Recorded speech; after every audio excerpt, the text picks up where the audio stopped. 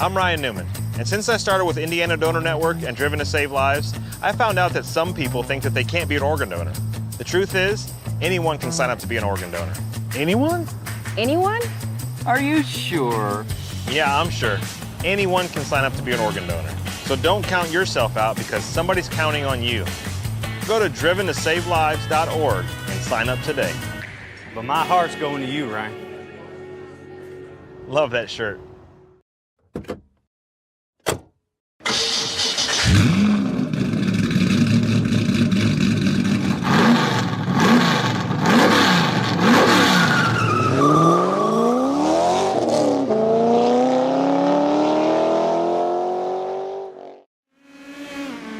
Good evening, ladies and gentlemen. Welcome back to another night of iRacing action here on the National Racing Network, where tonight it will be the stars and cars of the U.S. Open Wheel doubleheader coming to you from Virginia International Raceway. My name is Chris Graham, joined in the booth as always by Mr. James Watson. And I'll tell you what, James, this place is really intriguing because in talking to some of the drivers pre-race, it almost has an Indianapolis type feel to it. You have to run as little downforce as possible while also being able to drive the car through the twisty bits at the beginning of the lap and the end of the lap. It really makes for an interesting dynamic. Yeah, it's a weird thing to set up for too, because contrary to what you think, more downforce doesn't really help you. You absolutely get killed on the long straightaways. So that makes it even tougher because you have to have that lower downforce. And the twisty bits on this track are not for the faint of heart. It is very easy to yeet yourself off into oblivion, into a tree. And that's even with them removing oak tree. Yeah, and quite frankly, Liz, we're going to pick up Everett Paddock here, who will be carrying the number 2 here this evening. It's really going to be a fun one to watch, at least for what kind of my simple brain says, because it's a very spa kind of feel to it.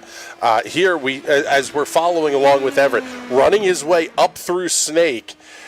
This place is crazy. You see him stepping the back end around, and then you get up to Oak Tree. You're going to make the hard right-hand turn, and then you're right back on the gas again. It's very much Spa in that feel, but almost more like if Spa took skill. Otherwise, yes, spot on. Let's see. Hold on. We're going to have to fire up the comment box for that one.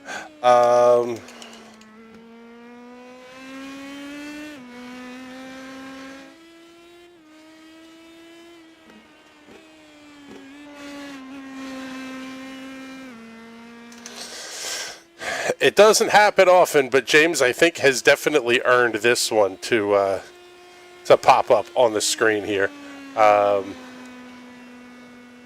at least as soon as the comment loads up anyway. There we go. You can send your hate mail to Bizzle at nationalracingnetwork.com if you are a Spa fanatic. It's a great track, I won't deny it, but it is a little easier to drive than this beautiful work of art. It was even prettier when there was a nice big oak tree out there, but that's irrelevant. Rest easy, Agreed. Oak tree. Gone but never forgotten. So 25 cars are on the entry list tonight, but only 13 in this session. One more than it took to get a split.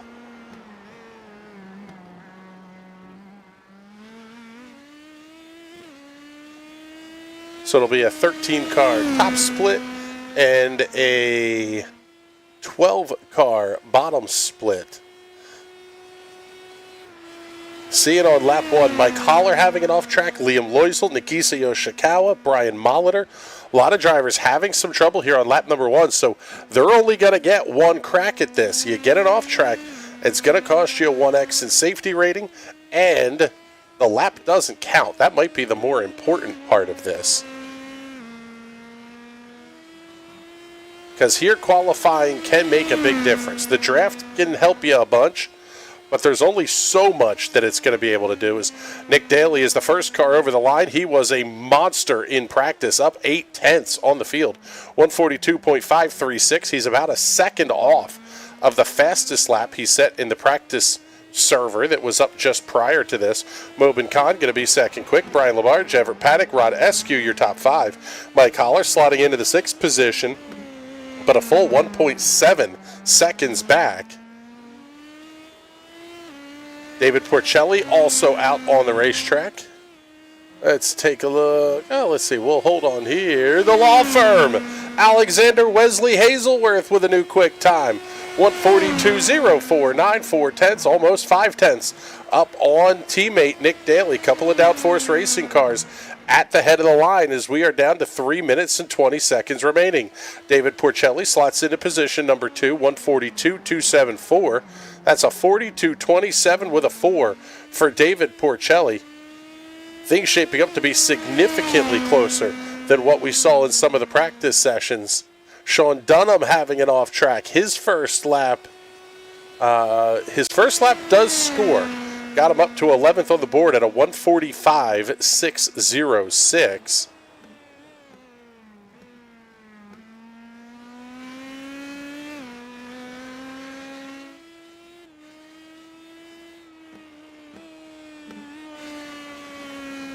Take a look here as Everett Paddock about to finish up his qualification run. See what he's going to be able to do over the start-finish line. Lap number 2 for Paddock will be good for 4th quick. New quick time, Nicholas Daly, top of the board. Let's pick up Alexander Wesley Hazelworth.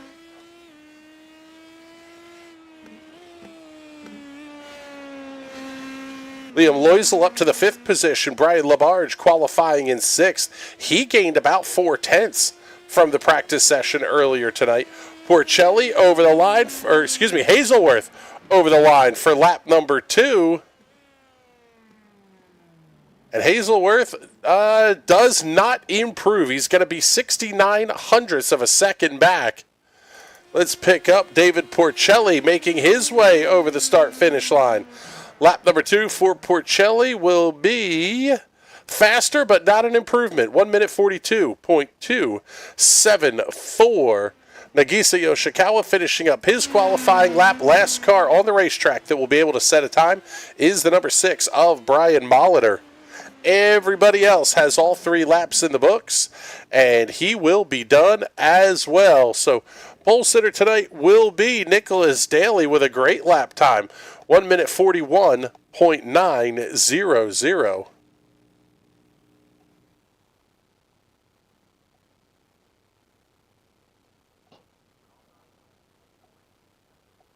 So, James, is there anybody else we would like to upset before we get started, really started with the show here? We'll see where the night takes us. Okay. That works. For those of you that are participants in the U.S. Open wheel cars, whether it's C-Class or D-Class, we have a survey up on the forums and also on the TNT Discord talking about broadcast for next season. As we are already in week number 10, got to start planning these things early and what our coverage is going to look like for 2023 Season 4.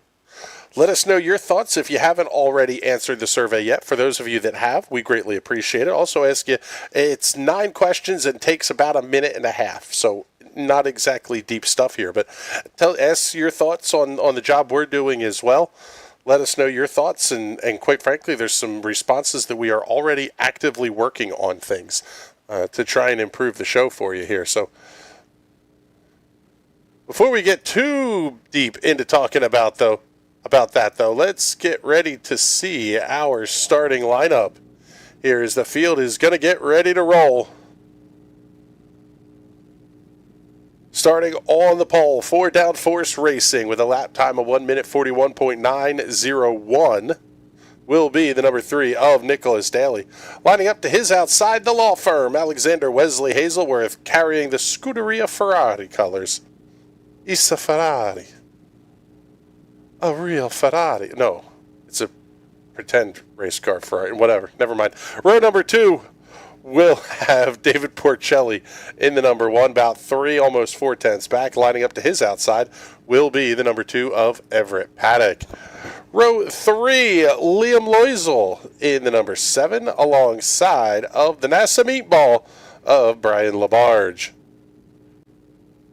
Mobin Khan in the Dr. Dauber number 13, alongside of Nagisa Yoshikawa in the Team Watson Racing Setups number 4. Row 5 will have the PPG Paint Shell V-Power number 12 of Jason Miller. Next to him, the best paint scheme on the grid, the number 10 Philadelphia Flyers entry of Rod Eskew. That car is gorgeous. Row number 6 will be the Citizens Climate Lobby of the rapidly healing Mike Holler. Glad to hear you are doing well, brother. Lining up alongside of the number 8 of Sean Dunham. Final row of the grid, the unsponsored number 6 of Brian Molitor. A little bit of a Jacques Villeneuve-esque helmet livery on that car.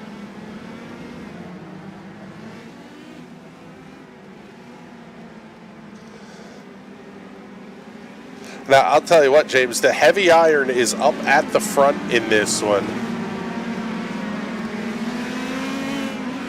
Bizzle sending a super chat to get it on the air. He said $4.20. F1 schemes suck. Y'all know where to send the hate mail. There it is.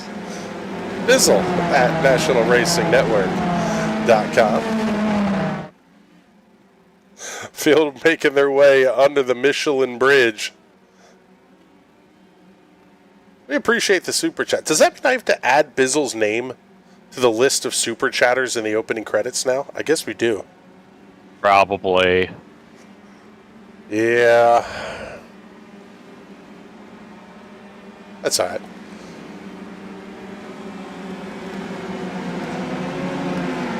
Actually, can make a... Well, we'll be able to make an official announcement here soon, but coming up about middle of September, going to have Friday night iRacing action here on NRN.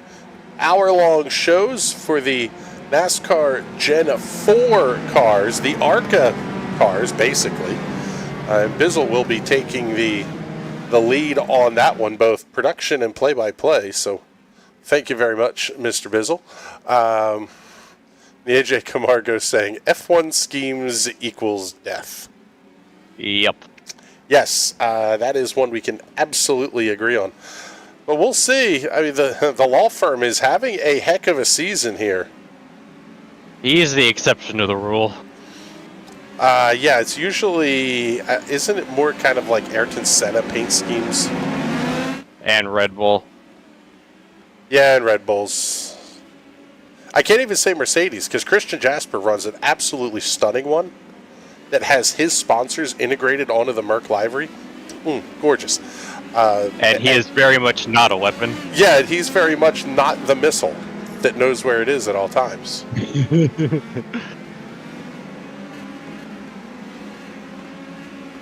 So the field's still circulating behind the iRacing safety car, but that will be pulling off very, very shortly here.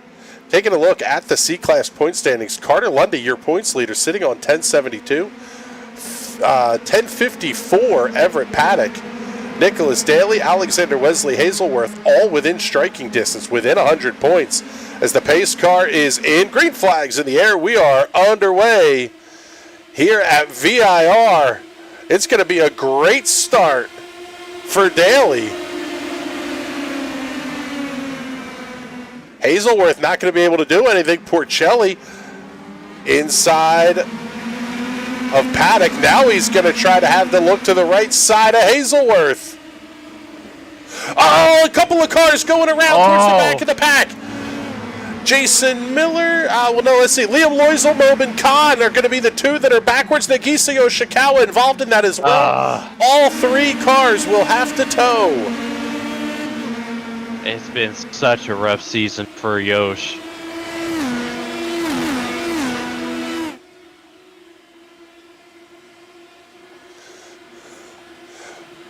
This is coming from a Brazilian, so I'm okay with posting this comment. If you see an Ayrton helmet, you better start to run. Yes, DHA. That is absolutely 100% correct.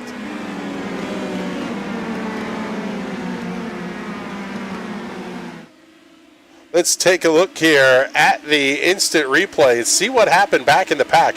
Little bit of contact with Everett Paddock. Yoshikawa, Khan, and Loisel all going to end up, well, quite frankly, yard sailed out into the grass. Top four settling down ever so slightly.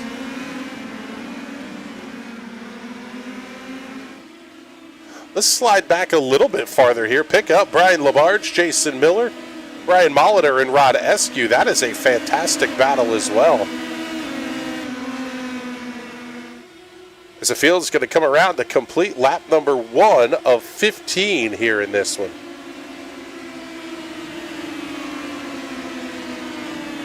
Molitor going to get the run up the inside on Miller. Labarge a little bit wider through turn 1. That may give Molitor a shot here into 2. Labarge takes advantage of the inside line. Molitor has to slot back in line. Does he attempt the crossover? Close, just has to back off it.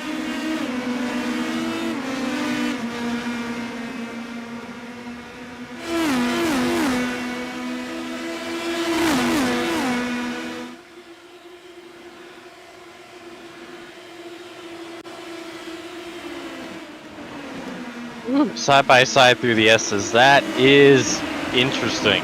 Yeah, Brian Labarge losing a couple of spots here now, back to the 7th position.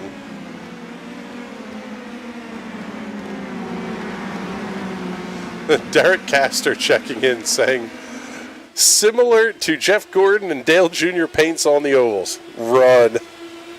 And Dale Earnhardt Sr. as well. Yeah, Dale Sr. Paints are...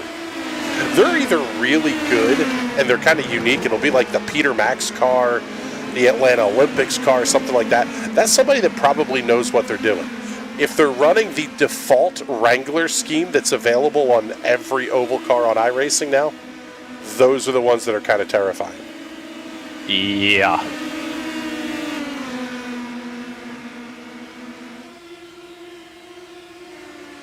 Mobin Khan able to make his way back to the pit lane. Looks like he will finish this race in the 12th position. Liam Loisel had to take the tow. David Porcelli out of second.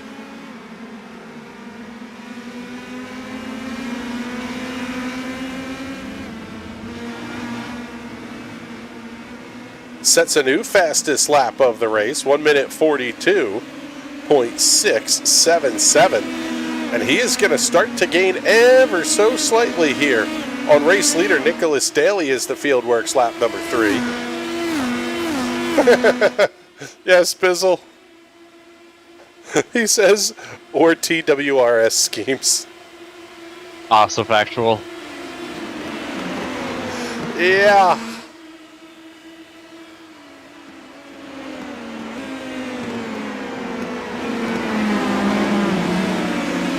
Tell you what, Alexander Wesley Hazelworth, I'll spit it out. He's going to have to deal with Everett Paddock here before too long.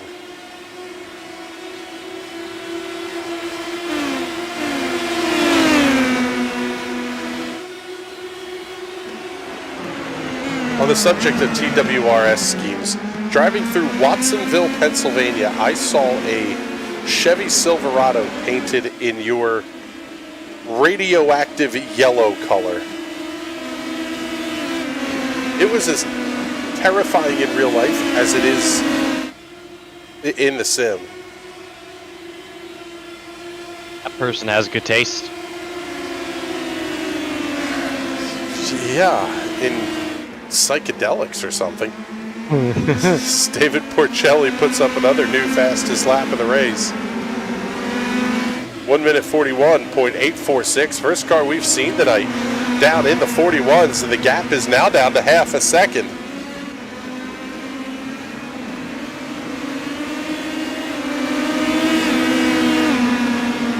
starting to close in. He's getting close and now well within draft range. And James,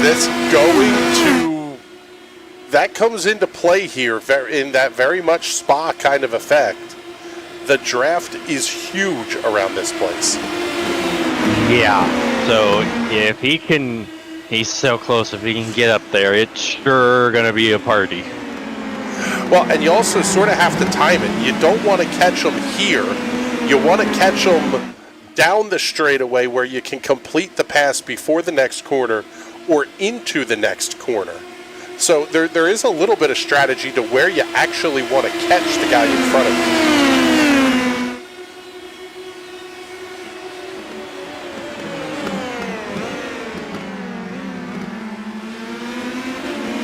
Slide back a little bit here. Pick up Brian Labarge coming around Jason Miller. That's going to be the fight for the 6th position.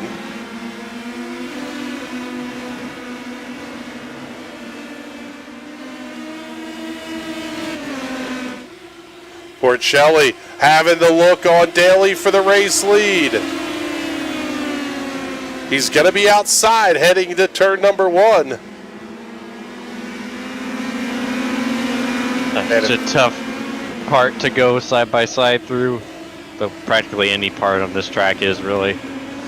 Porcelli cleanly through at turn 2. He'll be your new race leader. The law firm able to make the catch up. He's into the 3rd position.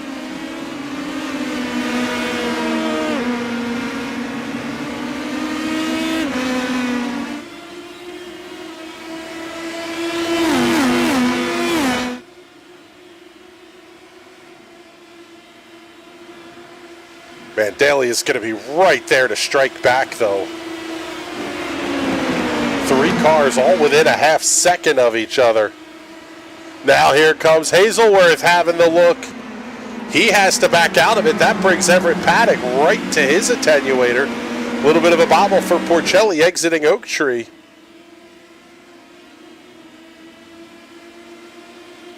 Brian Molitor hot lapping all by his lonesome now.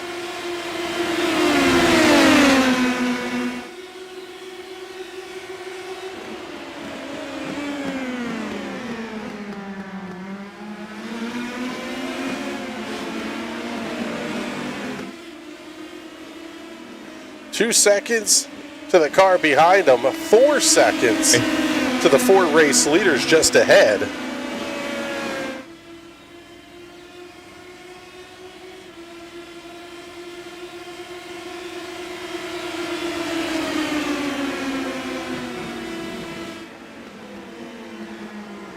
Daly inside of Porcelli. Porcelli's going to have the preferred line to turn 2. They're going to keep them side by side all the way up to 3. Oh, man. Oh, boy. Wow. What a battle for the race lead.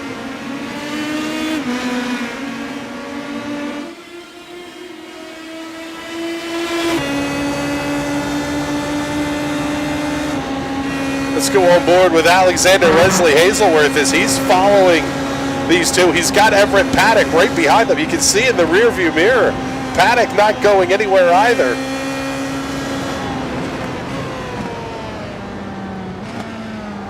Oh, a little twitchy on corner entry for Daly. Both the leaders run a little bit wide on corner exit.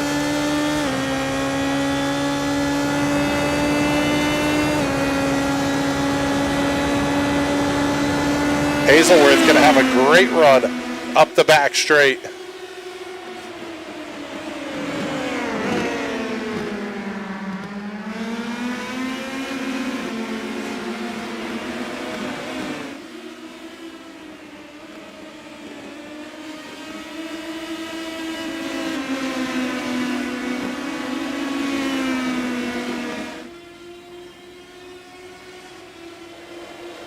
Already coming around to put lap number 7 of 15 on the board. It'll be cross flags next time by.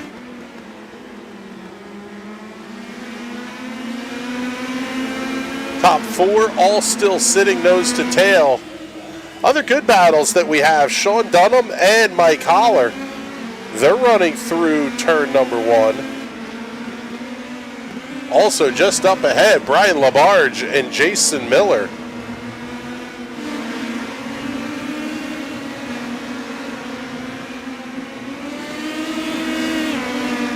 Labarge able to open up the gap ever so slightly. Same for Dunham on Holler. Oh man, and a big moment for Alexander Wesley Hazelworth. He's fallen back about 1.3 seconds from the race leader. I mean, that'll close right back up once these guys start battling again, but you don't want to give the time up here, James.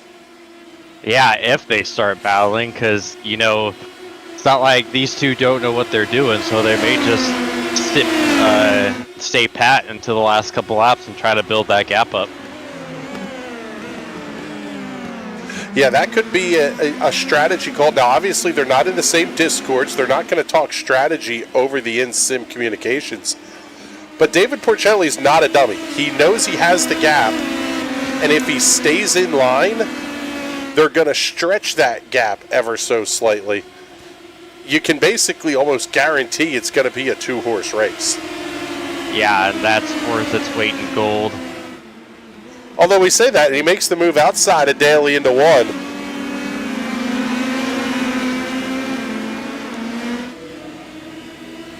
Yeah, we have been known to be wrong. Well, you also have a guy in Nick Daly who, taken out last week, I think it was, or 2 weeks ago, very early on, has not had the best of broadcast seasons. Now, he's 3rd in points. He's had a great season. But he only has 1 win in his 9 starts in the car. He wants another one, especially here in the broadcast SOF race. Same thing for David Porcelli. He needs wins if he's going to get himself in championship contention. He only has 6 weeks counted, but he's 220 points. Actually, more than that. He's a full 250 points back in the points. So you have 2 guys who need the win, want the win really bad. You've always said you would rather have to pull the reins on the horse a little bit and back him up and slow him down, as opposed to having to whip him and get him to go faster. Because there's only so much you can use the whip. That's the kind of feeling I get out of Nicholas Daly and David Porcelli. This is 2 guys who want to run, and they're having to kind of tone themselves back a little bit to not wreck the race car. Yeah, especially for Nick. Like, he pretty well had last week under lock and key, and then made that one unfortunate mistake towards the end that really cost him.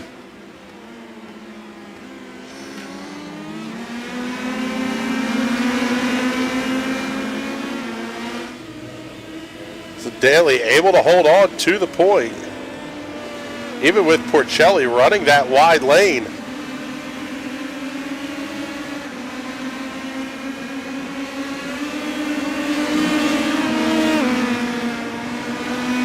You know what? And the AJ Camargo saying Molitor is going to join the party NFL as well. I don't know that the outright pace is there. I think it's going to take some really hardcore battling, quite frankly, like this, running side by side all the way through Snake, in order for that to happen, because Hazelworth is now making a move on Porcelli. He has to back out of it. But now we're right back to a 4-car battle for the race win.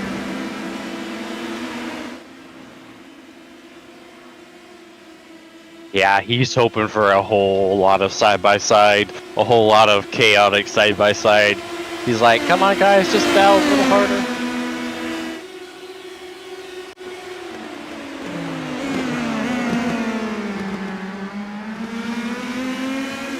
Go back to this battle with Sean Dunham and Mike Holler. This is the fight for position number 8 on the racetrack. These guys staying pretty locked in nose to tail. Same for Brian Labarge and Jason Miller just ahead. Those are the only other real battles on the racetrack right now outside of your race leaders, as they're now down to 6 to go. Daly continues to hold the lead. If you're Porcelli, do you have to start thinking about the less expected places to make a passing attempt? Possibly, but not yet. You still have a little more time. But yeah, he's definitely starting to look around a bit.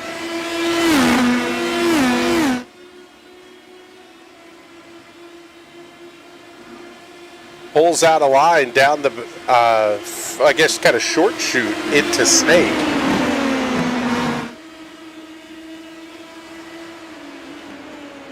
Gives up a little bit of the draft assistance as they're now down through Oak Tree again. Oh man, another slidey tail end moment for Nick Daly. He's going to try to snake his way, dragging his way, whatever you want to call it, break the draft down the backstretch.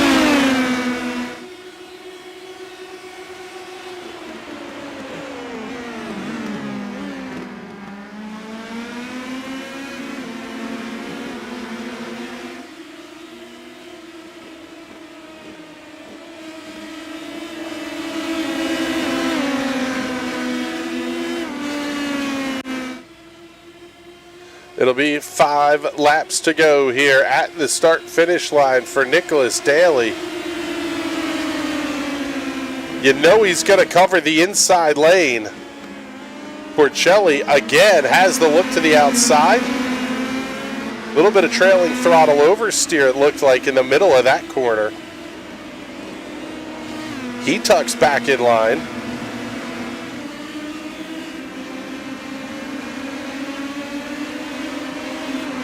I almost wonder if Porcelli isn't starting to think that you can kind of force Daly to commit to a line entering turn 1. If he's going to cover that inside lane, you just have to get right on his outside and force him into a really shallow corner entry and having to use the brakes.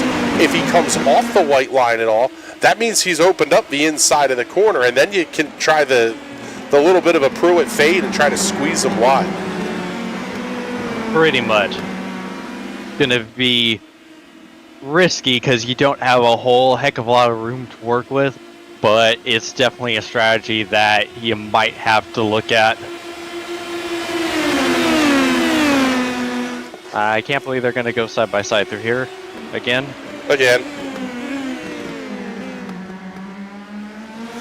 Oh, Porcelli got a great run through the corner. Staying side by side. My God. The spotter still hasn't cleared him. Finally clears, but now here comes Hazelworth. Folks at home, you do not realize how difficult that was.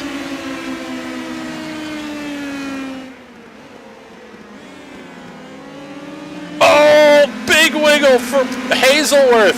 Porcelli able to come back around.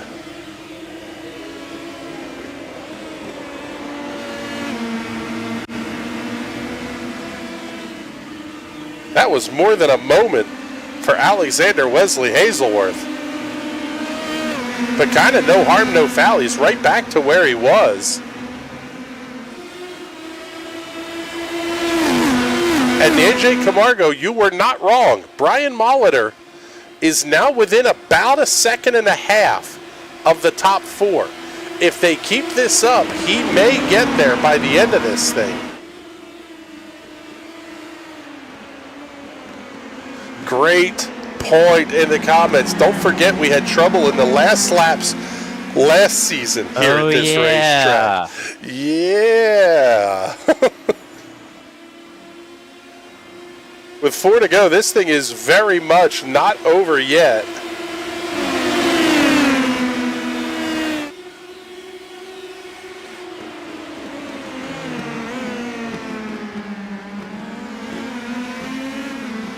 And that's the whole thing. It kind of, the racetrack almost forces you into trouble if you're going to attempt the pass. Exactly. This is not a track that you tend to go too wide through because of that. There's just not enough room, and it just, like you said, forces you into those really have to be closer than you really want to moments, and 9 times out of 10, those don't end well. Trouble on the racetrack for Mike Holler.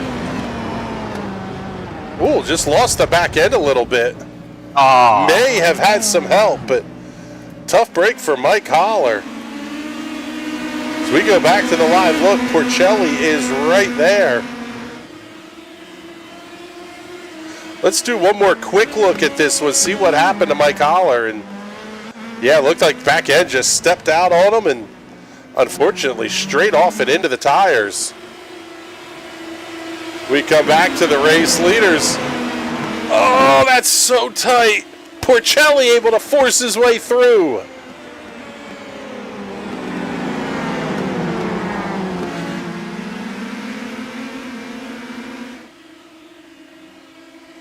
That was a gutsy play into Oak Tree by David Porcelli.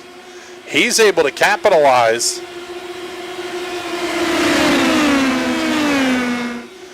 Now does Hazelworth attempt to move on Daly as Daly goes for the lead on Porcelli. Oh, they both lock it up. Oh, man. Another twitch from Daly. And Brian Molitor is right there. Now it's a 4-car fight for second. And they're going to have a shot to go after the race leader here as there's still 2 to go.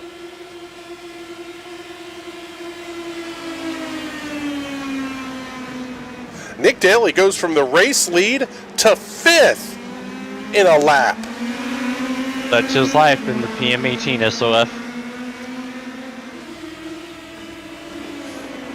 Now Molitor having the look on Paddock.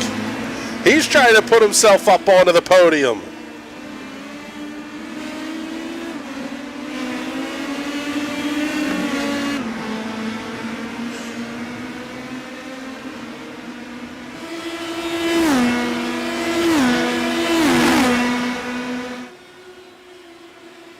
The lead sitting at 1.1 seconds and shrinking between David Porcelli and Alexander Wesley Hazelworth.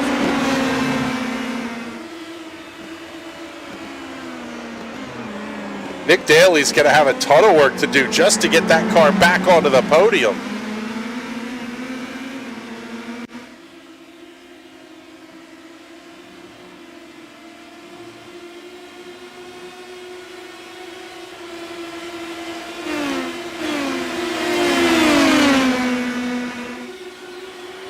Oh, the gap is starting to close in at the front. It's now down inside of a half second. Porcelli slides the back end ever so slightly.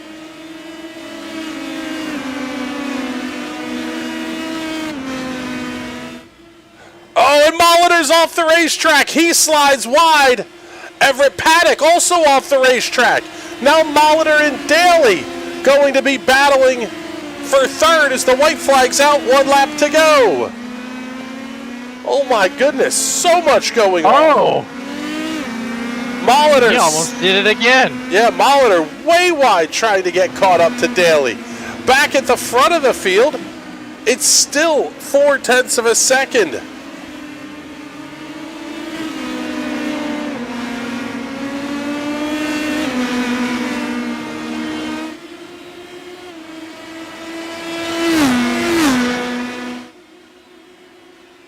So much going on that white flag lap.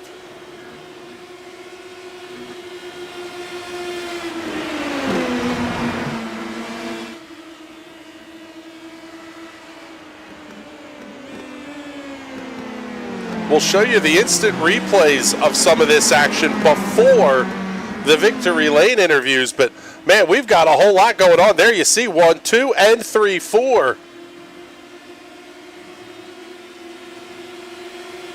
Porcelli doing his best to break the draft. Here comes Hazelworth. Hazelworth easily clears inside. Oh, but he runs wide. Oh. Here comes Porcelli back to the outside. He clears.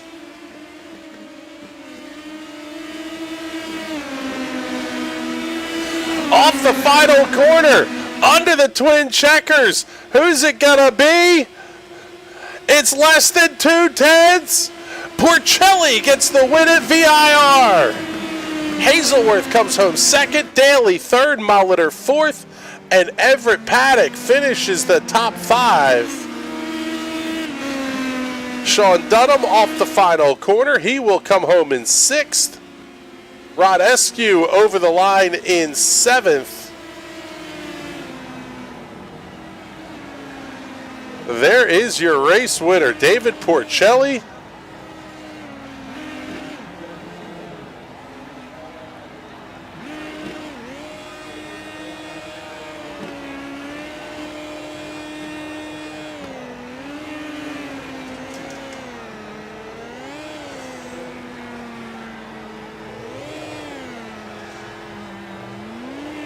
Let him up and burn him down. Porcelli with a fantastic win here tonight, leading only 3 of the 15 laps.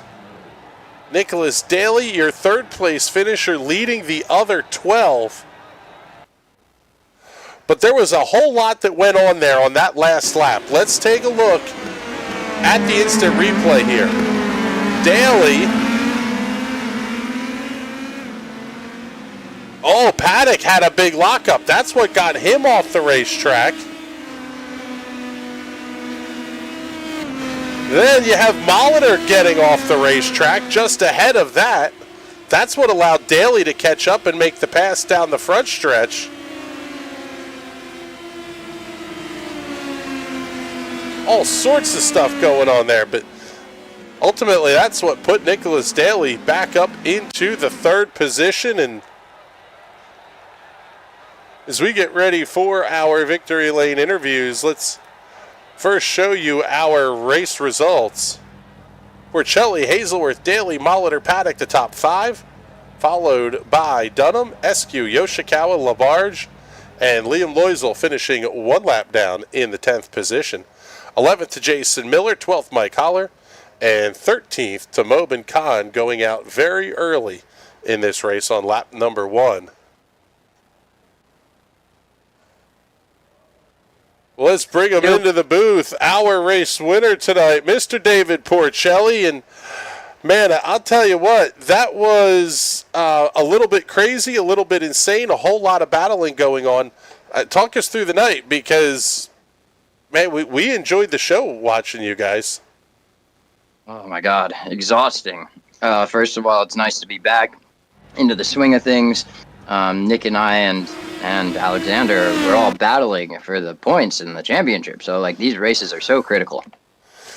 Yeah, that was one of the things that we had talked about, was the fact that we really don't have an accurate read on where the championship is because you've only scored 6 races. You're a couple hundred points out, but you're 2 races behind as well. There's a lot to play for in this thing still, and quite frankly, 2 really good racetracks coming up in Phoenix and Sonoma as well. Yeah, really excited for both of them. Phoenix always puts on a crazy show for us, and Sonoma is just such a classic track to me. Like, I really love racing there. All the undulation is such a blast. Going back to this race, the downforce difference between me and Nicholas really put me in a hard spot. Had to make something happen in a corner. And I'm not sure what happened to him after our quick battle through the roller coaster there.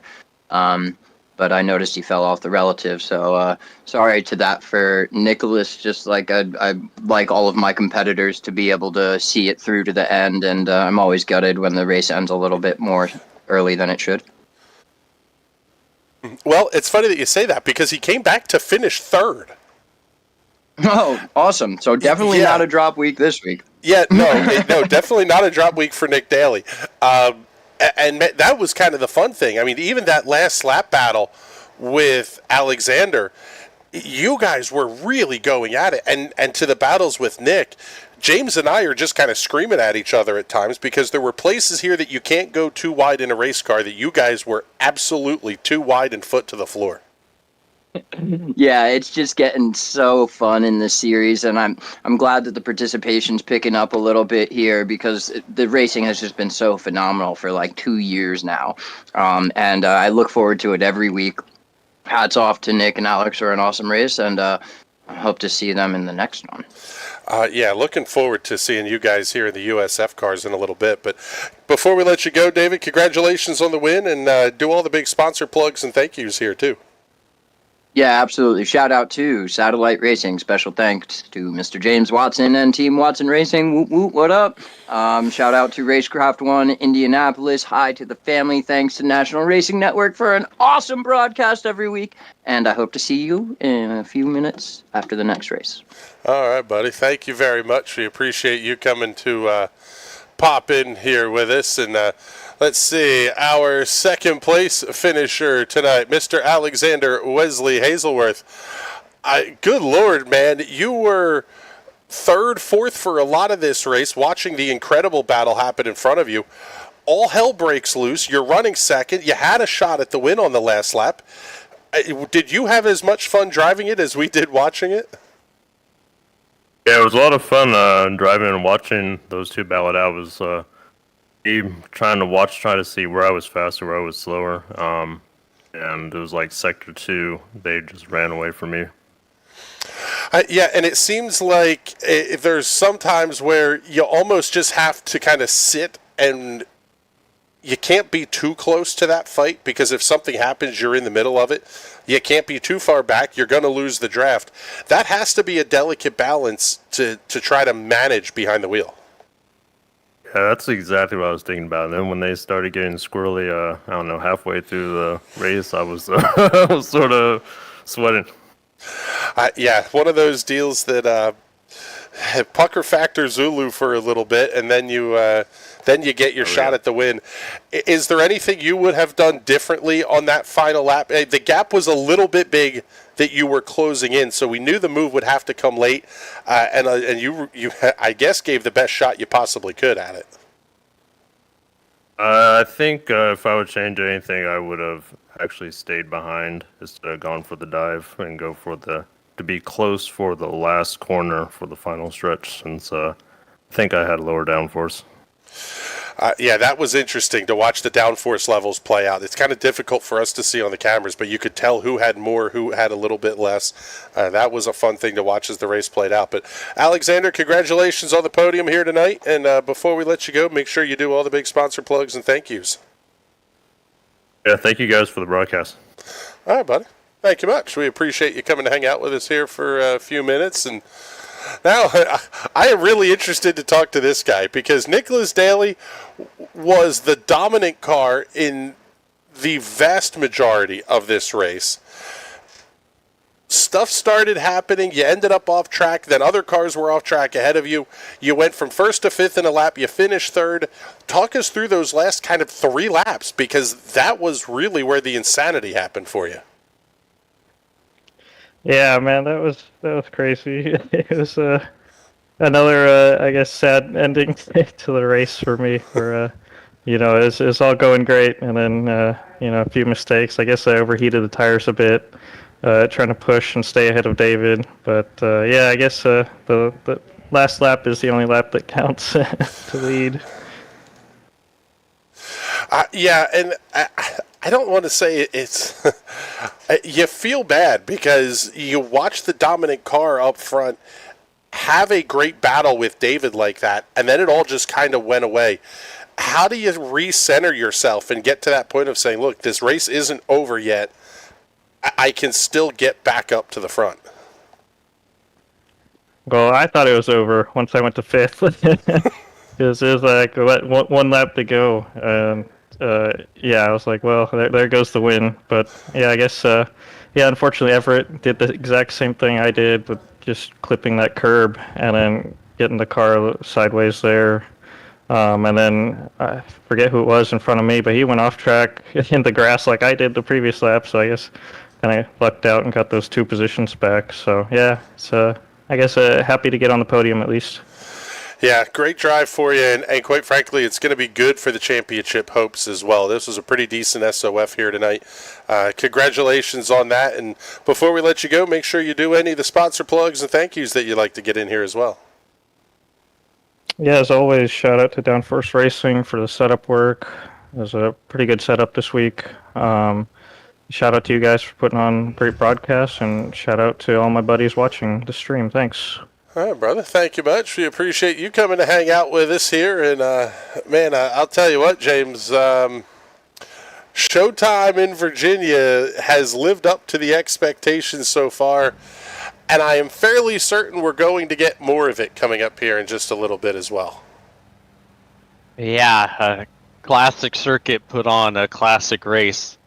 It's another typical PM18 barn burner from start to finish with a little bit of extra spice in that last lap. Yeah, and the AJ Camargo saying this time the law didn't win. That is exactly right. I like the play on words, but yeah, this one was fun. I really enjoyed this one, and quite frankly, I think we're lining up. I'm going to say something similar in the USF car, because if there was ever a place where these cars might be compatible-ish because of the different differentials and all that stuff, VIR might be the place for it, because it's just so much time at full throttle. Yeah, so you thought the packs were big going into the twisty bits for this race. Yeah, just you wait. Yeah, I think this one's going to be pretty darn good, but that race will be coming up at 10 p.m. Eastern Daylight Time, so just about 7 minutes or so from now. It means we've got to take the commercial break, get the session switched over, and get ready to bring you more fantastic racing action. Don't go anywhere. You're watching the U.S. Open Wheel Doubleheader right here on the National Racing Network.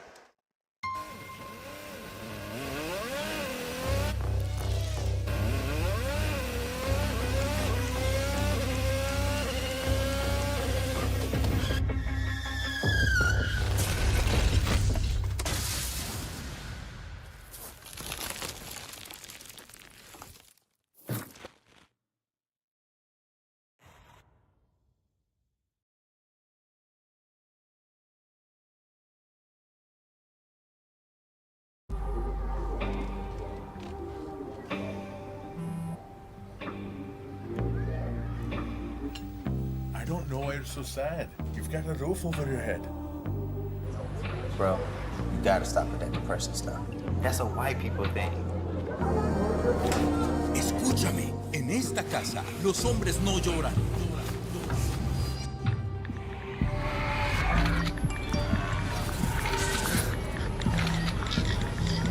You alright? It just feels like it's coming from everywhere. Do you want to talk about it? Thanks for hearing me out, bro. Appreciate it. You can talk to me if you're feeling sad. Whenever you need to talk, I'm here, okay?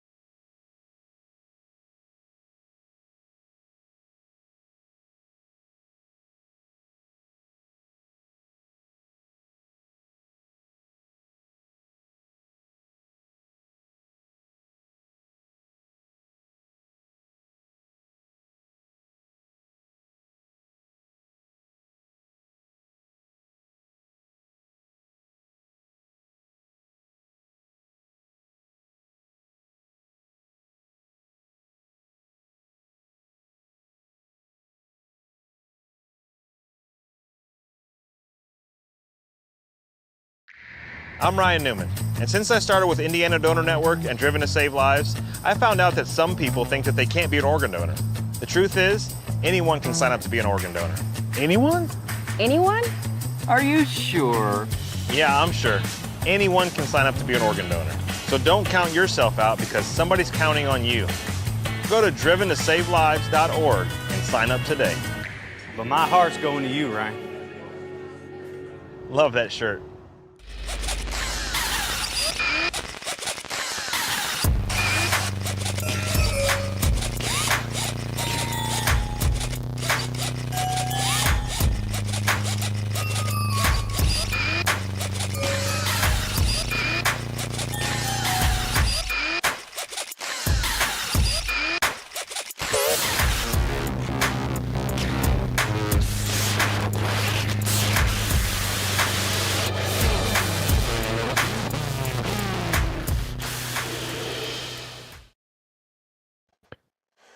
Welcome back, everybody, to more iRacing action here on the National Racing Network as cars are out on the racetrack for practice for the U.S. Open Wheel D-Class USF2000 Series Fixed Setup Racing. Coming to you once again from Virginia International Raceway. Alton, Virginia. Lucas Lohr has the track record here at a 1 minute 36.112 in a P1 car back in 2012. Terrifyingly fast around this place. My name is Chris Graham, joined in the booth as always by Mr. James Watson, but also we have Brian LaBarge up in the booth with us as well for this one here tonight. I think making his debut, maybe not. One of his first appearances. Yeah. Yeah, I snuck in last week. Oh, there you go. So yeah, happy to have Brian out on the show with us here. His practice has concluded. D-Class cars, smaller splits, smaller field sizes. So we do have 2 splits this time. Let's pick up Nicholas Daly as he makes his way out onto the racetrack. Same 8 minutes of qualifying will be on offer. The familiar Downforce Racing colors on the number 2. But this place takes a lot longer to get around in a USF car. And Brian, I guess I'll come to you on this one. That is really a huge change. This car, as close as it's going to race, it does feel slower when you're driving it here. Oh yeah, especially when you have the 2 very long, actually 3 long straights, when, including the front straight. But you're full throttle for a very large portion of this lap, so it definitely feels like some of those straights just will not end. Yeah, that's kind of putting it mildly. Rockstar checking in, giving Corey Hart some love. The track bar doing the same thing here as well. So thank you much for joining us, gentlemen, ladies, everybody watching out here on YouTube. We appreciate you. You're cheering for your guy. Let's get him a little love here in the Harbor Freight number 8. Trying to get some heat into those Harbor Freight tires. It takes a little bit longer because those things are absolutely rocks. Especially the Harbor Freight brand ones. Yeah, that's what I'm saying. If you're buying tires from Hazard Fraught Tools, but they have the warranty.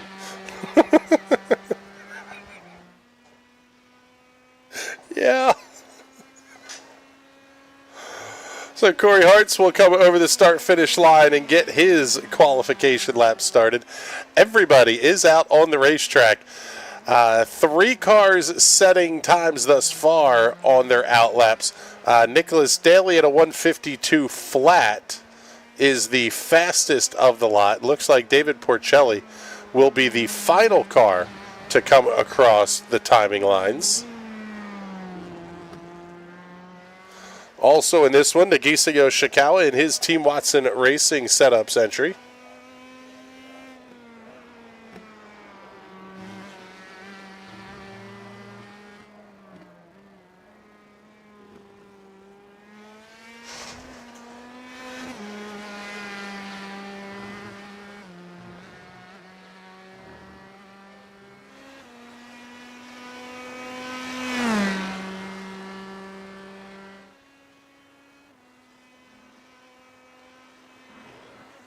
Let's see, Porcelli just getting started on his qualification lap as well. So all 11 cars in the show are now on the clock. Little bit of a lockup there for Yoshikawa. Going basically out of the race. He was involved in the lap 1 incident here in the Indy Pro race.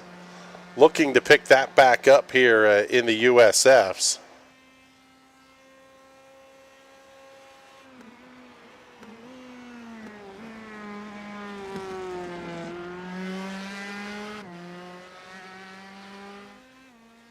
.148.6 for Nicholas Daly.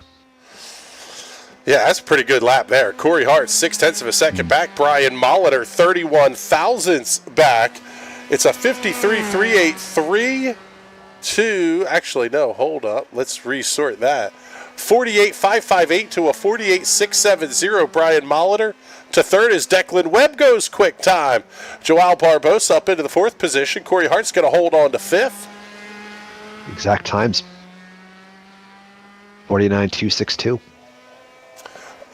Yes, actually. Yeah, it's kind of comical. I'm seeing the graphics are showing them 1/1000th of a second apart. One timing and scoring screen says it's a 2.63, and the other timing and scoring screen says it's a 2.62. So you're within 1,000th of a second or so. And iRacing, I believe, actually goes out to 5 places. Great points battle here in D-Class as well. Top 4 all have 8 weeks counted. Bruno Vitorino leads the point standings at 11.59. 11.53 for Nick Daly in second. Ted Burns is third on 10.84. Brian Molitor fourth at 1,007. David Porcelli and Corey Hart separated by only 2 points for the 5th position. Declan Webb, Carter Lundy going to be right there as well. So a couple of really good points battles shaping up here in D-Class. Joel Barbosa already on to pit lane. Go ahead, Brian. I was going to say, with the exception of the points leader, I think are all in this race. Ted Burns is not in this one. He's on the road doing the real world racing stuff. Corey, I've been wondering, is that the Joao Barbosa that's in this race? Former sports car driver? Can't be. Let's see.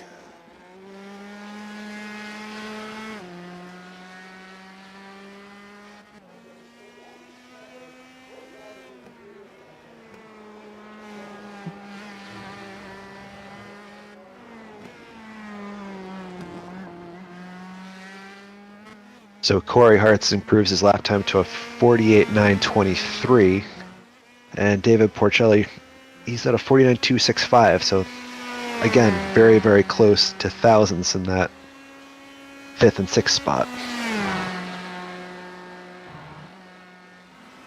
And then Porcelli goes just a little bit faster.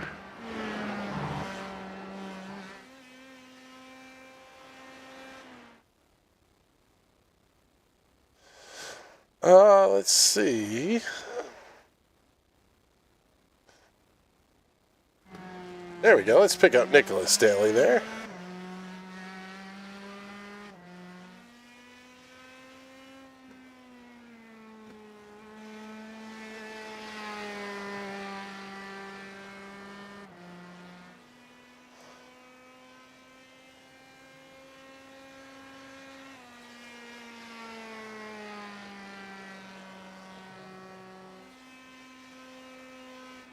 So now following along with Nick Daly, as well, his qualification run is done. Joao Barbosa is on pit lane. And let's see, here's Nagisa Yoshikawa coming over the line to finish up his qualification run as we are down to 10 seconds remaining on the clock. And Yosh going to move himself up into the 6th position. Actually, now showing 5th. Again, identical lap times to David Porcelli.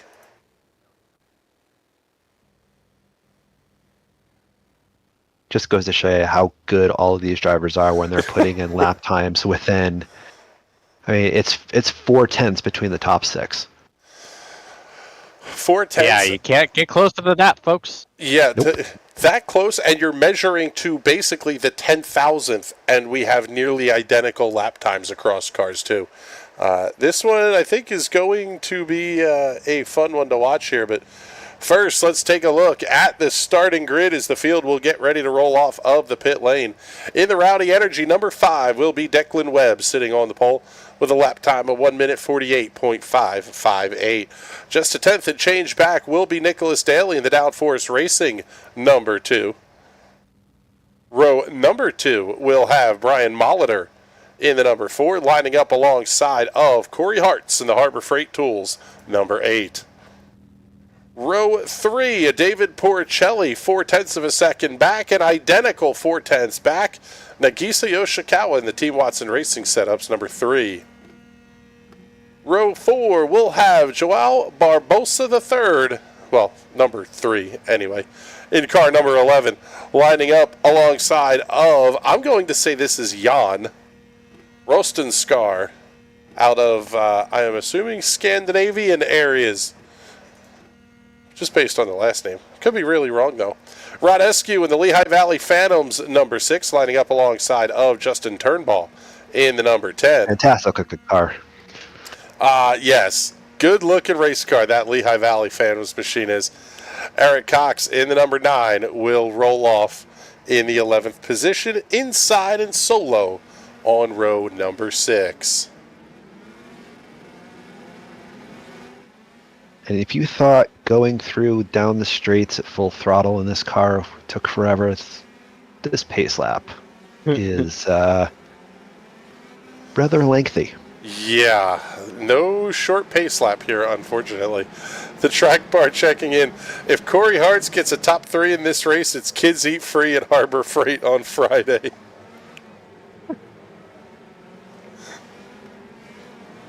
Careful, they got them little snack baggies at the front, and I know my vultures will eat them out of every single one of those cases of crap they have in there.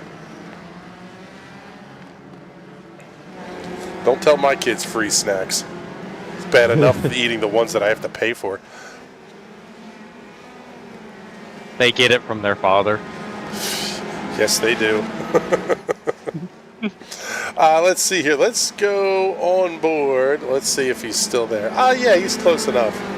Let's go on board with Declan Webb, giving us a nice view inside the iRacing safety car.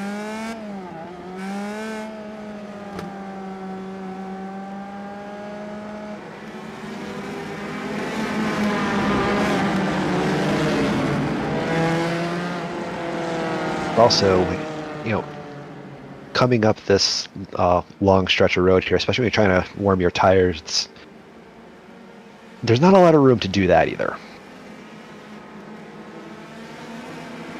You don't wreck when you do that. It's something you have to keep in mindful. There it is. When I do this, so Little pro tip, kids: do not weave for waving up your tires. Otherwise, if you spin, you will become a meme. Don't ask me how I know that. Well, but in all seriousness, though, this car does handle a little bit differently, even when you're at full throttle. Trying to go too wide through Snake, through Roller Coaster, some of these spots, is it possible? Yes. But it's not as easy to do as in the Indy Pro car. And even in the Indy Pro car, it's still not something you really look forward to. I mean, you get a bad exit coming into that straight there, and if there's a car already behind you, you in theory can do it, and if you're really, really a top driver, by all means go for it, but you have to have a lot of trust in the car that you're overtaking or otherwise battling, because one wrong move and you could be wrecking 3 race cars just because you're trying to go through that section and clip a curb too much, take just the slightly wrong line, because the thing about that section is you're used to driving that flat out. No one really puts in practice to be able to go through that and take alternate lines and whatnot. So something to keep forward. Yeah, that's a great point. Your practice is not always about turning the hot laps. As we get ready to see the green flag, it's up in the air, and Declan Webb gets a fantastic jump on the field down the front straightaway. Take a look at the overhead. How about 3 wide back here? Oh, my goodness. Corey Hart slides a little bit wide. He's going to fall back to the 5th position. David Porcelli, Nick Daly going to go back to their battle. Brian Molitor holds on to 2nd.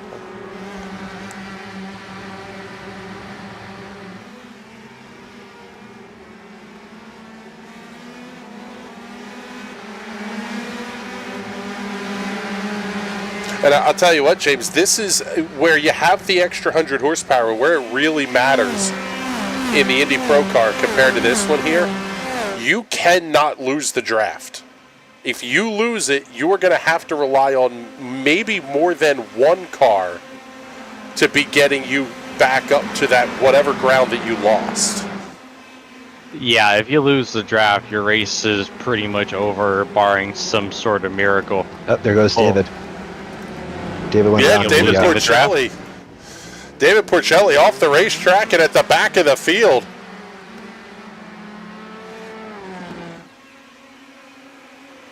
Yeah, that is disastrous for David. Take a look at the instant replay. See what happened here. Just got at the back end, a little slidey on corner entry and didn't hit anything. But even just getting the car squared up, you lose everything you had.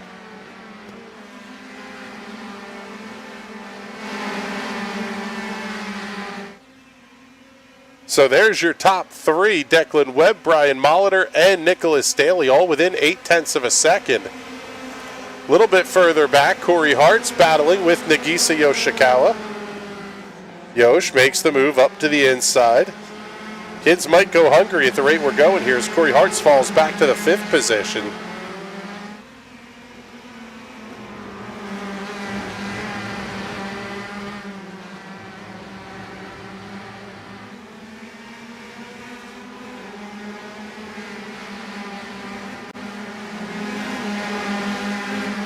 A significant gap now back all the way back to 4th.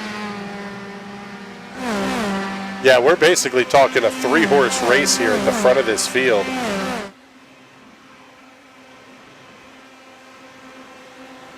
And things are closing up here. Molitor has caught Webb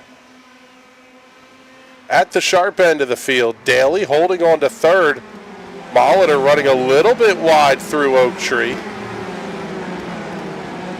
But James, in this car, that could almost be advantageous because it's so much of a momentum car. You almost don't want to have to slow down to hit the true apex of the corner. Yeah, honestly, it seems and feels counterintuitive, but sometimes that can work to your advantage, especially when you're battling in a pack like this. That little bit longer that you're wound up may prove dividends and could be worth the race. How about it? Brian Molitor coming around Declan Webb for the race lead. Let's show it. Excuse me. Show it to you on the instant replay.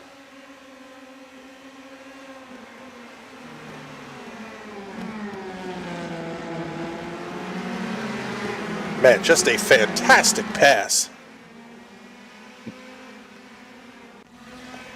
Puts Molitor up into the top spot, and now your top 3 all still nose to tail. Corey Hart's gaining a little bit of ground back on Nagisa Yoshikawa. Joel Barbosa and Rod Eskew also along with Rustin Scar and Turnball battling now. You can cover those guys with a blanket.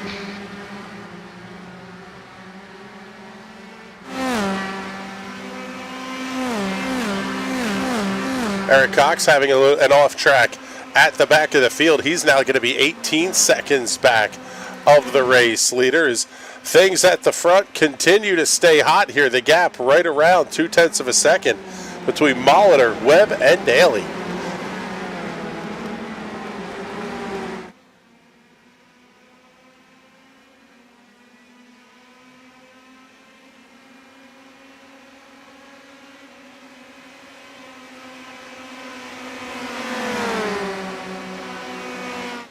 Webb pulls out to have the look down the end of the backstretch.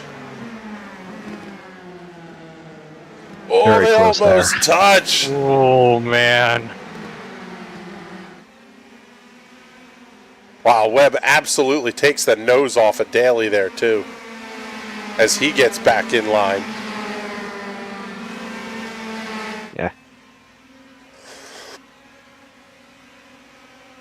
There's something to be said to, play nice for at least for a couple laps and then worry about going 3 wide into turn 1 on, toward the later laps, but they're just not doing that. No, don't play nice. David Porcelli sets a new fastest lap of the race, back in the 8th position.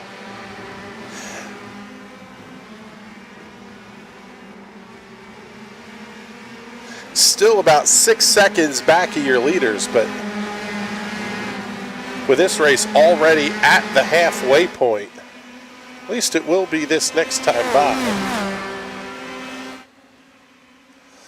I think for David, getting up to 6th or 7th is probably going to be about the best he's realistically, could do, considering how much you have to kind of play with the draft. And if you're a solo car around here, you're really not going to make the ends meet there. Oh, a little bit of a connection drop there for Declan Webb.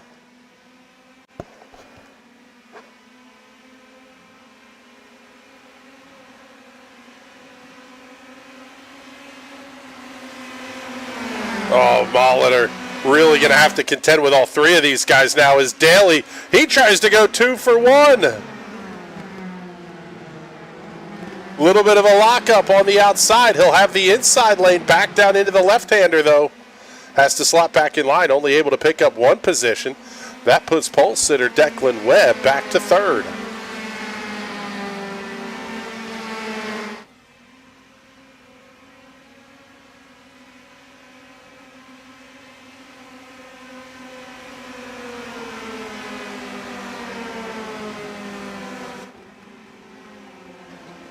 Now, we talk about iRatings and the officials and how much they matter, but there are also really big swings that are possible when you start running these D-class races.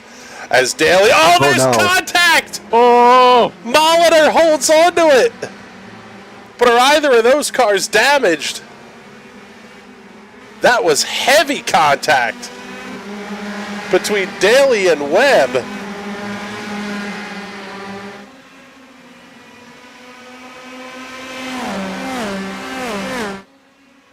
Yep. Show you the instant replay. This was not light contact between these two. I mean, all 4 wheels were off the ground on Molitor's machine.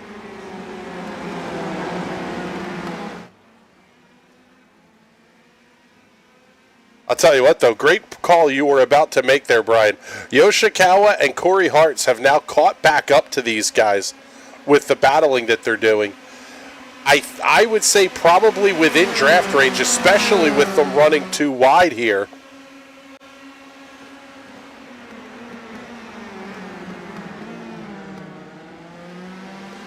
Oh, this is so close. What a fight.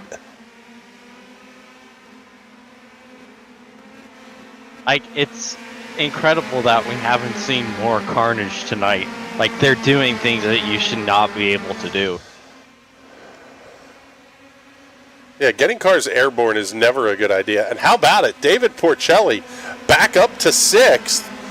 And that group is closing in on the race leaders here as we're down to 3 to go.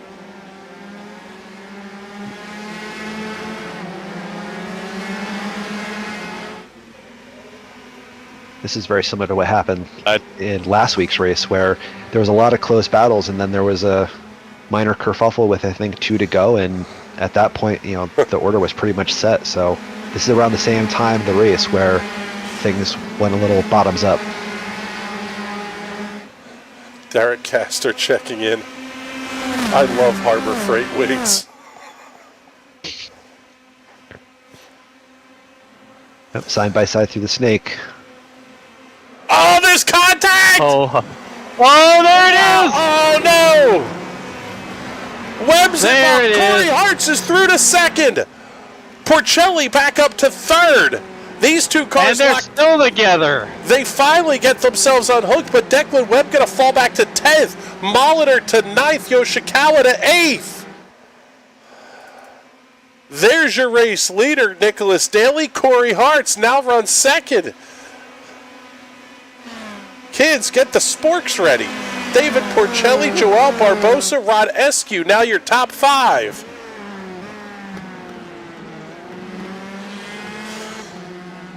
Do they have shopping carts at Harbor Freight? Yes, they do. That they do.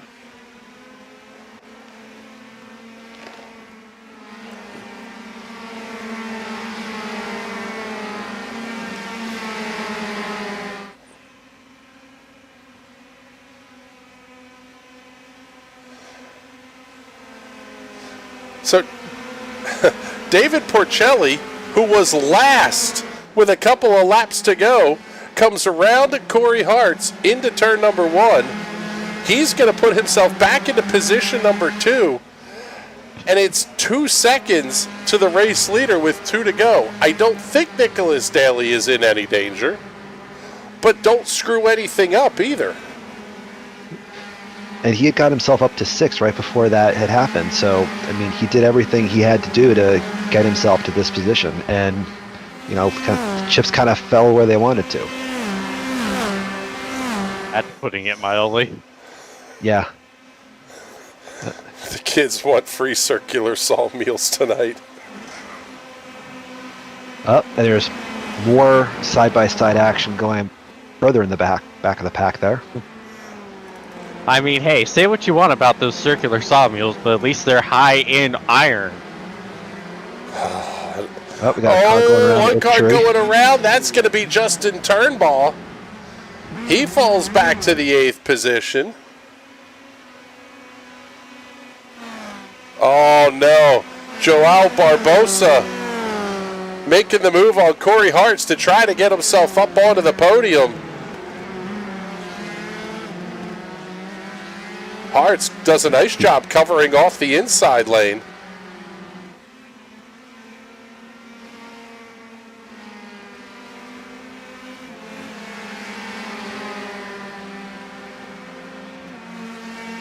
Now, he's been letting some of the other faster cars who have gotten better exits coming out of corners, he's been letting them by, but I think this time he's actually going to battle this one.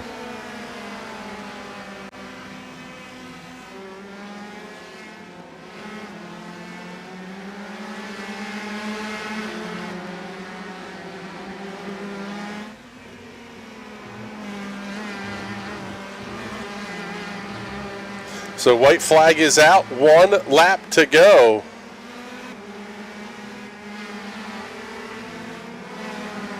And I believe this is the Joao Barbosa.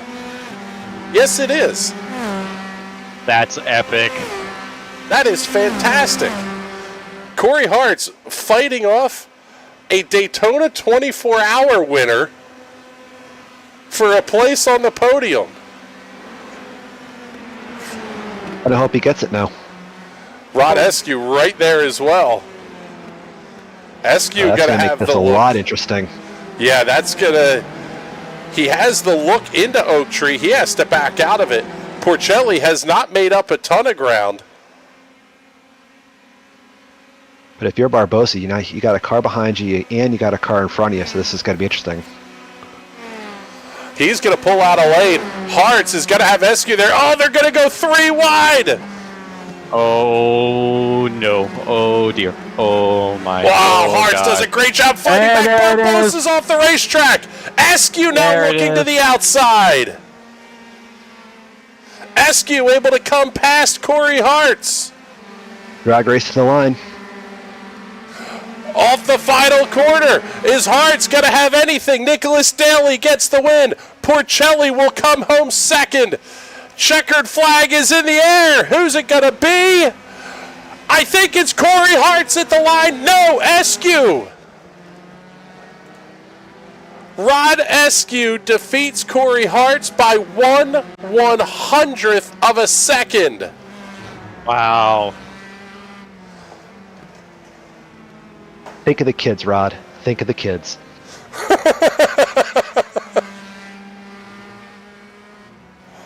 Oh my goodness, what a race.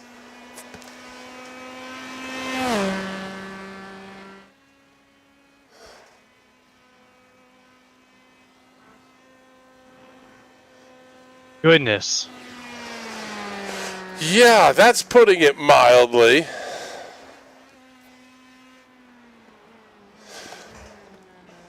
Nicholas Daly picks up the race win in a fantastic show tonight. In the USF2000 cars here at VIR, let's show you the race results. Nick Daly gets the win by 3.4 seconds. David Porcelli, Rod Eskew, Corey Hartz, and Joao Barbosa complete the top 5. 6 through 10, Nagisa Yoshikawa, Jan Rostenskar, Brian Molitor, Justin Turnbull, and Eric Cox. And rounding out the field, Declan Webb started on the pole and gives up 115 iRating in the process here tonight as well. David Porcelli was, with 3 laps to go, was going to be giving up 90-plus iRating. He's now plus 16 on the race. Absolutely insane. The track bar checking in the comments. No Corey interview, though. Screw it. I'm calling an audible. Get him up here in the booth. Yeah, let's go. Let's bring in Corey Hartz, our 4th place finisher here tonight. Corey, did you have any idea who you were battling there with a couple of laps to go? Yeah, I did, and it made me a little nervous because I'm like, this is the guy that drove the Mustang Sampling Action Express car. Holy shit! Yeah. I was aware. Yeah, a Daytona 24 winner was battling for 3rd with you. But man, talk us through what you saw, because you really ran a fantastic race tonight. Started 4th, qualified pretty well. You kept the car clean all night, and quite frankly, it paid off in pretty big spades for you here. Yeah, I am a huge VIR fan. I've been here quite a lot in real life, and then I would guess that I'm at least in the top 3 for, like, in this session. If I had to guess who's ran the most laps here, I have ran a lot of laps on the computer around VIR, ranging from ARCA cars to Legends cars to Formula One cars. So yeah, it was just, I knew that I was going to have good speed here. I didn't have alien speed, although I was just happy to get in the 48s in qualifying. But from there on out, I feel like I have a good sense on how to actually race here, and how to, really max out the brakes and figure out where I can brake as late as possible and whatnot, and use that at the end. I haven't looked at when me and Zhao were going through roller coaster yet. He said it was netcode, so if that's the case, that's good that it wasn't completely my fault. But yeah, just taking advantage of opportunities, and I knew there was a good chance that those guys up front were gonna do a little recce, so just waited for that, and yeah, just took opportunities as they came.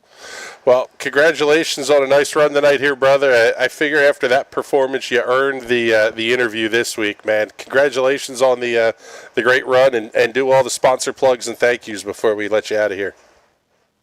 Yeah, thank y'all for the broadcast. I know y'all usually only do top 3, but I'm like, I was so close to the top 3, so maybe it'll be close enough.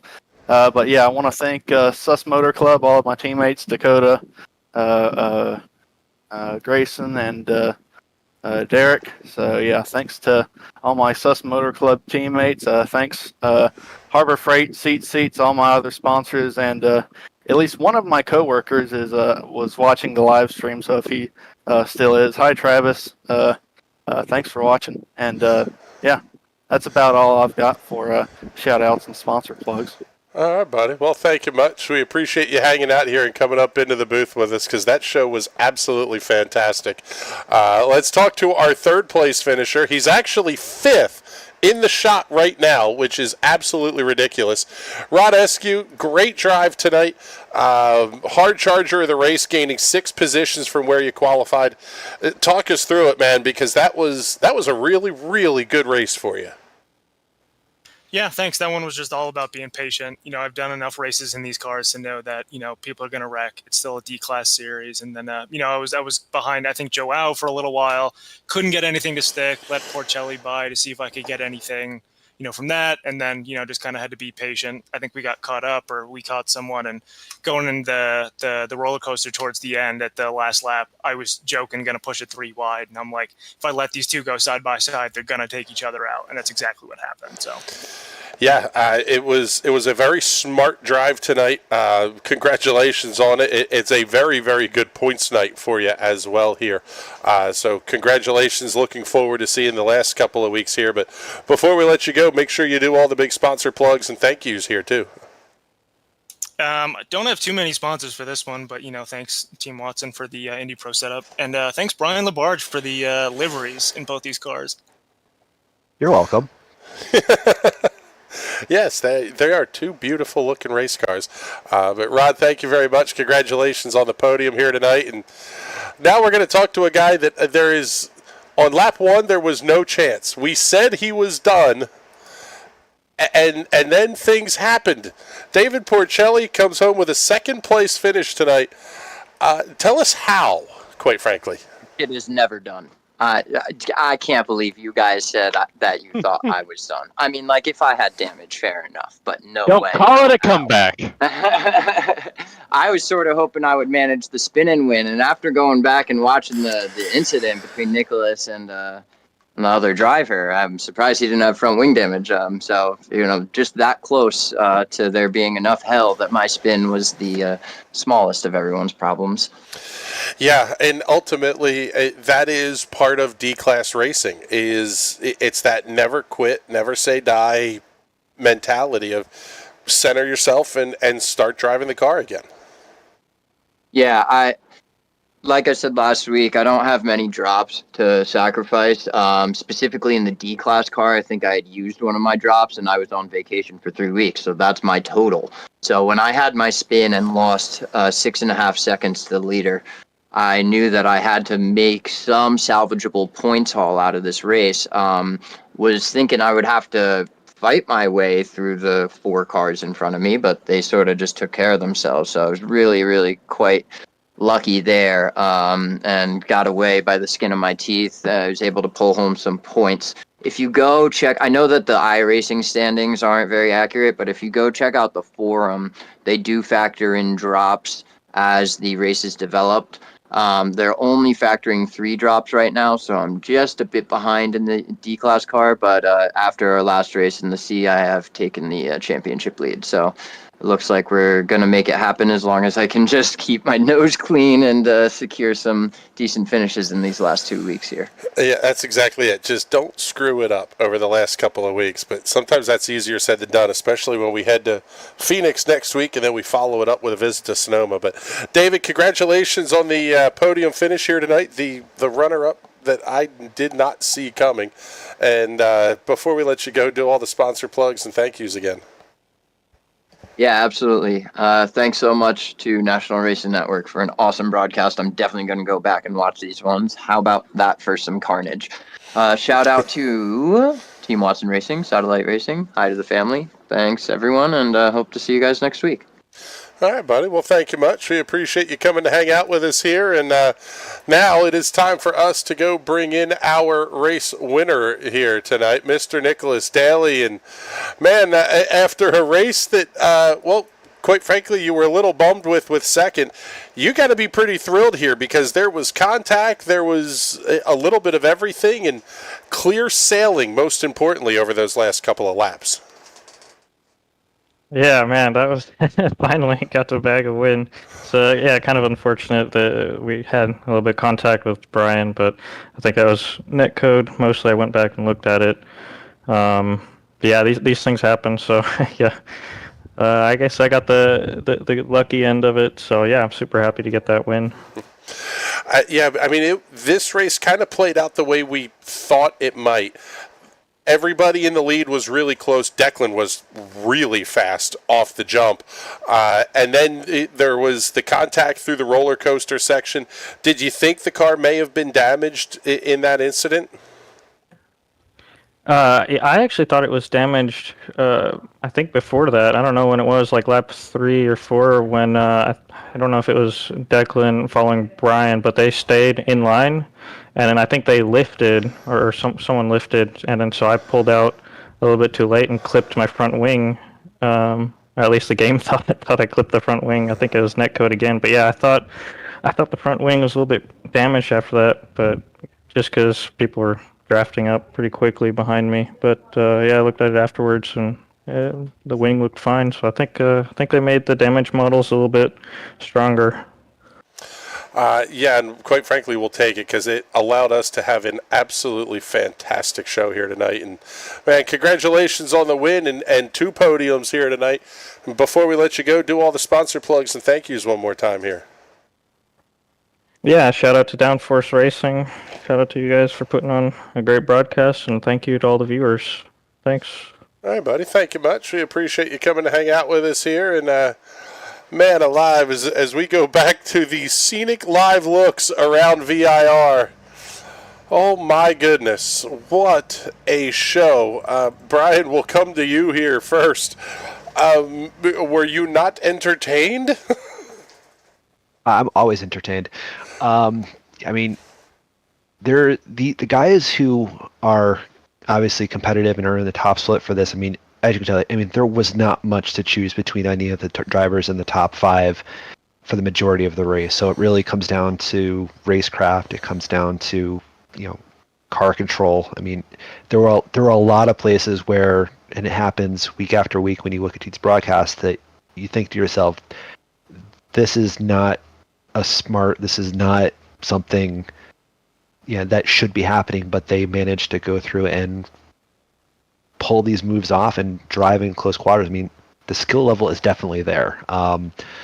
It's unfortunate, like the last week and this week, that a couple things happen in some spots on the race course that those types of things probably shouldn't happen. But all in all, I mean, no one drove away with anything. I mean, there was something to look at every single turn. Yeah, this one was, quite frankly, a lot of fun to put together this week. And James, the gloriousness of the iRacing platform, we're used to seeing big names. They'll run a Coke Series race. They'll run the broadcast redacted 500s and Daytona 500s and stuff. It's not often that we get Daytona 24 winners popping into a D-Class U.S. Open wheel race, and yet here we are. Very cool to see Joel Barbosa hanging out with us and quite frankly, helping put on a great show. Yeah, I am honored to be able to call a race with him. I remember watching him back in the Grand Am days, wheeling that beautiful Brumos Porsche Proto Turtle. So it's just a dream come true, honestly, to call a race with someone of that caliber in it. Yeah, it's very, very cool that we get to see these things happen. And quite frankly, it's only on the iRacing platform that you're going to get those kinds of opportunities. And man, they lead to all sorts of interesting things, because coming up this weekend, a 4-pack of Spec Corvette races.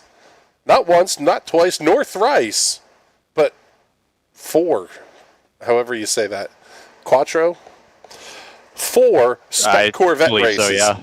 3 from Sonoma Raceway, 1 from Sebring, Florida. This is going to be epically wild coming up on Saturday and Sunday. Saturday's races are going to be basically back-to-back. Everything's scheduled up on the YouTube channel, but you don't want to miss it. These are going to be great shows. Full international layout on the Sebring side and the good layout on Sonoma. Excellent. I'm looking forward to that one in a very big way. Then coming up next week, we head off to the late, great Myrtle Beach Speedway for the Silver Crowns on Monday night at 9:45 p.m. Eastern Time. Wednesday, the 23rd, will be the Sim Racers Club coming to you from Richmond Raceway. That will be 9 p.m. Eastern Daylight Time. We'll have Bizzle leading the call on that one. And on Thursday, for the U.S. Open Wheel Cars out at Phoenix, it's Oval Week, and I'm going to miss it. I will be out on the road in Springfield, Missouri, doing some work for Pit Road TV. Looking forward to that one. So we'll have James and the Bizzle on the call Thursday night. Whole lot of racing action coming up here over the next week on the National Racing Network. You do not want to miss any of it. But with that, time for us to get the heck on out of here. It's been a fantastic show.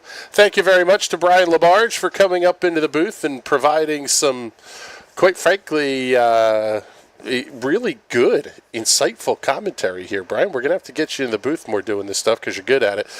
James Watson, as always, doing a fantastic job over there as well. Thank you very much, both you gentlemen, for helping us out here this evening. And with that, time for us to get the hell on out of here. My name is Chris Graham, and on behalf of everybody here at the National Racing Network, thank you so much for tuning in, and we will see you all this weekend for the Spec Corvettes. Till then, have a great night, everybody.